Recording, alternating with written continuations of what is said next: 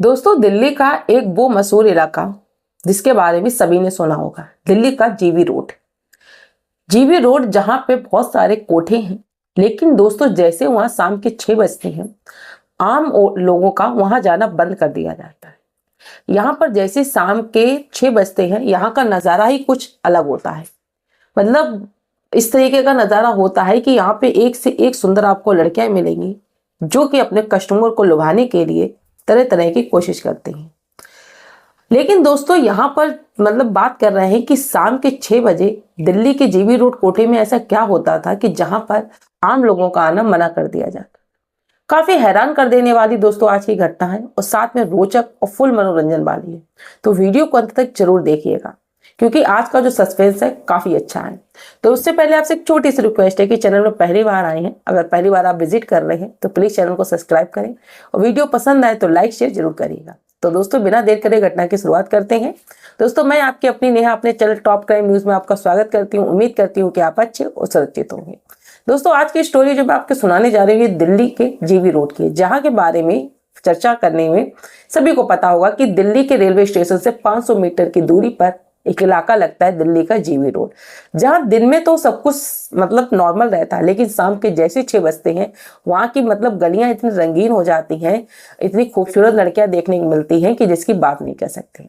तो दोस्तों इसी दिल्ली के जीवी रोड पे एक कोठा होता है जिसकी संचालक का नाम महिमा होता है, जो कि वहां की मालकिन थी कोठे की, जिसका नाम महिमा होता है। उस कोठे के अंदर कम से कम 20 से 25 लड़कियां रही होंगी, और जो कि अपना कस्टमर को पूरा 100% देती थी, उनको लुभाने की कोशिश करती थी। उन्हीं 25 लड़कियों में से एक लड़की थी जो बहुत ही खूबसूरत थी, जिसका नाम स्वीटी था। उस कोठे के अंदर उस लड़की की डिमांड जो थी सबसे ज्यादा थी, क्योंकि वो कम उम्र की थी, साथ में देखने में बहुत खूबसूरत थी। दोस्तों एक दिन का क्या वाकया होता है कि एक जो हमारे सरदार जी होते हैं, जिनका नाम कुलविंदर होता है, लड़का था नई उम्र का, वो उस कोठे के अंदर पहुंचता है। अंदर जाता है, एक सोफा पड़ा हुआ था, वहां पे जाकर बैठ जाता है। बहुत सारी लड़कियां बहुत अच्छे ढंग से सजी हुई थी, इधर उधर घूम रही थी। वो सरदार वहां बैठा रहता है, और कई लड़कियां उसके पास आती हैं, कहती हैं चलो सरदार जी अंदर चलते हैं, तुम्हें मजे करेंगे, तुमको मजा आएगा। इस तरीके की उसको बातें कर रही थी, लेकिन सरदार जी किसी के साथ नहीं जाता, सबको मना कर रहा था। इसी बीच दोस्तों स्वीटी नाम की लड़की सरदार के पास आती है और कहने लगती है कि सरदार जी चलिए कमरे में, आप जिस काम के लिए आज चलते हैं। लेकिन सरदार कहने लगता है कि मेरा अभी मन नहीं है। इसके बाद दोस्तों जो लड़की थी स्वीटी, वो सरदार के पास बैठ जाती, बातें करने लगती, सरदार भी बातें करने लगता। शाम के समय करीबन 7 बजे के लमसम में सरदार आया था, उसको 2 घंटे बैठे हुए थे, फिर भी वो उस लड़की के साथ नहीं गया था। अब क्या दोस्तों होता है कि इतने में और एक कस्टमर आता है जो काफी नशे में धुत था।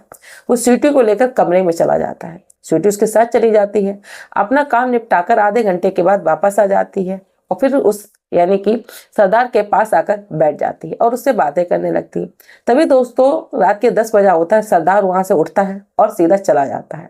स्वीटी सोचने लगती है कि सरदार आया, उसने जिस काम से आया कुछ किया भी नहीं, और चुपचाप यहाँ से चला गया। इस प्रकार दोस्तों अगला जब संडे आता है, हफ्ते का अगला संडे आता है, फिर सरदार पहुंचता है। स्वीटी उसको देखती है तो खुश हो जाती है। सरदार आता है, फिर सोफे पे बैठ जाता है। स्वीटी उससे बातें करने लगती है। वो सोचती है कि शायद आज इसका मन होगा, और भी लड़कियां आती हैं, सरदार को लुभाने की कोशिश करती हैं, उसको कोशिश कर रही थी अंदर ले जाने की। लेकिन दोस्तों सरदार साफ मना कर देते हैं कि अभी मेरा मन नहीं है। लड़कियां कहने लगती हैं कि शायद सरदार के जेब में पैसे नहीं है, या सरदार का पावर थोड़ा कम है, सिर्फ यहाँ देख कर ही मजा लेते हैं, करने का मजा नहीं लेती हैं। इस तरीके से दोस्तों लड़कियां उसे परेशान कर रही थी, लेकिन स्वीटी उससे बातचीत कर रही थी। तभी वो स्वीटी से कहने लगता है कि यहाँ पानी पीने के लिए मिलेगा। तब स्वीटी कहती है कि साहब ये कोठा है, यहाँ पानी पीने के लिए नहीं मिलता है, अपना पानी बिस्लेरी खुद लेकर आओ, लेकिन यहाँ पे पानी तो नहीं मिलेगा, लेकिन आप मुझे अच्छे और शरीक भर के लगते हैं, तो इसीलिए मैं आपको अपनी बोतल से पानी पिला देती हूँ। स्वीटी जो है अपनी एक बोतल लेकर आती है, जो उसकी खुद की बोतल थी, उससे सरदार को पानी पिलाती है। सरदार पानी पीने लगता है और कहने लगता है कि तुम यहाँ की सबसे खूबसूरत लड़की हो, और तुम्हारी डिमांड यहाँ पर सबसे ज्यादा है। तो स्वीटी कहने लगती है कि हाँ मैं यहाँ की सबसे खूबसूरत लड़की हूँ, लोग मेरे साथ रिलेशन बनाना पसंद करते हैं, लेकिन तुम्हारे लिए मैं खूबसूरत नहीं हूँ, क्योंकि तुम उस दिन भी आए थे, आज चले गए, और आज भी तुम्हें बैठे काफी समय हो गया है, लेकिन तुम बैठे हुए हो और इस तरीके से कुछ कर भी नहीं रहे हो। सरदार कहता है कि मेरा मन नहीं है, बस यहाँ घूमने के लिए आया था। इस तरीके से दोस्तों सरदार बैठा रहता है। रात के करीबन 11 बजते हैं। सरदार स्वीटी से कहता है कि अब मेरे जाने का समय हो रहा है। तभी दोस्तों सरदार जो है अपनी जेब से कुछ रुपए निकालता है और स्वीटी को देने लगता है। स्वीटी कहने लगती है ये आप क्या कर रहे हो, जब आपने कुछ किया ही नहीं तो ये पैसे काहे के हैं। वो कहती है आप ऐसे यहाँ से जाइए। सरदार चला जाता है। अब ये बात दोस्तों जो स्वीटी के साथ और नन्ही लड़कियां थी, उस कोठिन की मालकिन जो थी महिमा, उससे जाकर बताती हैं कि यहाँ पर एक सरदार आता है जिसका नाम कुलविंदर है। यहाँ पर आता है, बैठता है, पिछली बार भी आया था और चला जाता, कुछ करता नहीं, पता नहीं वो यहाँ क्यों आया था। और जब आज उसने पैसे दिए तो स्वीटी ने लेने से मना कर दिए।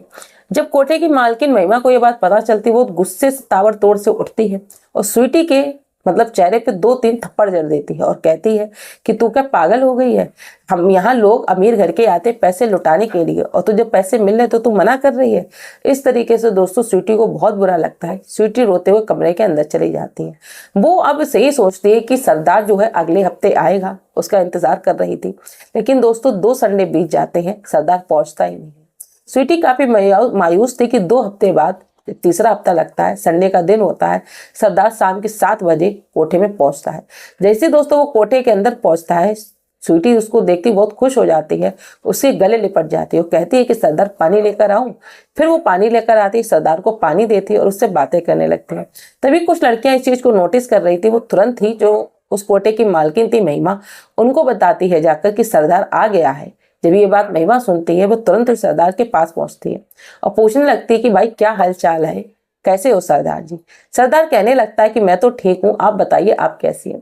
तो महिमा कहने लगती है कि साहब मैंने सुना है कि आप यहाँ आते हैं और बैठ के ही चले जाते हैं, कहीं ऐसा तो नहीं पुलिस के आदमी तो नहीं है, कोई तुम्हारा यहाँ रिश्तेदार तो नहीं खोया है, कुछ अपने बारे में बताइए। तो सरदार कहने लगता है कि जैसा आप सोच रही हैं ऐसा कुछ नहीं है, बस मुझे यहाँ अच्छा लगता है इसलिए मैं आता हूँ। अगर आपको कोई दिक्कत हो तो मैं नहीं आऊँगा, अगर आपको पैसे चाहिए हो यहाँ बैठने का जो चार्ज हो वो बता दीजिए। तो इस पर जो महिमा थी वो कहने लगती है यहाँ बैठने का चार्ज जो है 10,000 लगता है, लोगों से मैं 20,000 भी लेती हूँ, लेकिन आप काफी अच्छे घर के शरीफ लग रहे हैं तो इसीलिए आप 10,000 दे दीजिए। सरदार अपनी जेब में हाथ डालता है, 10,000 रुपए महिमा के हाथ पर रख देता है।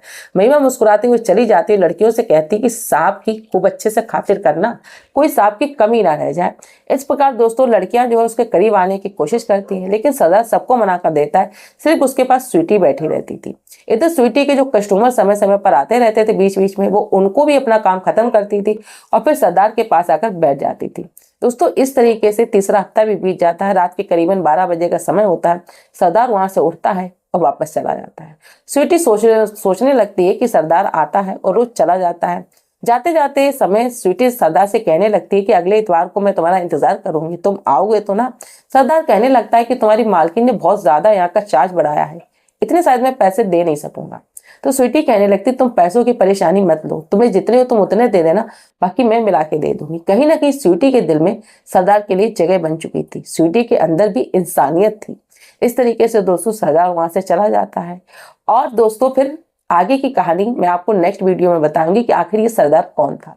उसके बाद दोस्तों क्या होता है कि जो कोठे की मालकिन है वो सरदार की सच्चाई जानने के लिए 2 अपने मुस्टंडे उसके पीछे लगा देती है कि आखिर ये सरदार यहाँ आता है और कुछ करता भी नहीं, वो चला जाता है और सिर्फ स्वीटी से ही संपर्क करता है। तो यह हकीकत जानने के लिए दोस्तों आपको मेरा नेक्स्ट वीडियो देखना होगा, जिसका आपको इंतजार करना होगा। तब तक आप सभी लोग अपना ख्याल रखें। वीडियो देखने के लिए आप सभी लोगों का धन्यवाद दोस्तों। लेकिन मेरे नेक्स्ट वीडियो का इंतजार जरूर कीजिएगा और नेक्स्ट वीडियो जब मैं बनाऊंगी जिसमें मैं पार्ट 2 डाल दूंगी, यही वाला जो आप वीडियो देख रहे हैं ये पार्ट 1 हो जाएगा, वो पार्ट 2 जिसे आप देखिएगा, स्टोरी का अंत पता करिएगा, काफी सस्पेंसिव स्टोरी है, आपको जरूर पसंद आएगी।